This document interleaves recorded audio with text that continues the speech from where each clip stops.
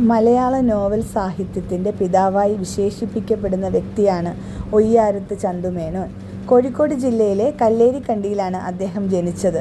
British ഭരണകാലത്ത് sub ജഡ്ജിയായി അദ്ദേഹം സേവനമനുഷ്ഠിച്ചു. അദ്ദേഹത്തിൻ്റെ ഔദ്യോഗിക പദവിയും യാത്രകളും സമൂഹത്തെ അടുത്തറിയാൻ സഹായിച്ചു. മലയാളത്തിലെ ലക്ഷണമൊത്ത ആദ്യത്തെ നോവലായ ഇന്ദുലേഖ, രണ്ടാമത്തെ നോവലായ ശാരദ എന്നിവയാണ് അദ്ദേഹത്തിൻ്റെ പ്രധാന കൃതികൾ. ഇംഗ്ലീഷ് നോവലുകളുടെ മാതൃക പിന്തുടരുമ്പോഴും കേരളീയ പശ്ചാത്തലത്തിൽ ലളിതമായ ഭാഷയിലാണ് അദ്ദേഹം കഥ പറഞ്ഞത്. സാമൂഹിക പരിഷ്കരണത്തിന് സാഹിത്യത്തെ ഒരായുധമാക്കാൻ അദ്ദേഹത്തിന് കഴിഞ്ഞു. മലയാളത്തിൽ പ്രസിദ്ധീകരിക്കപ്പെട്ട ആദ്യത്തെ ലക്ഷണമൊത്ത നോവലാണ് ഇന്ദുലേഖ.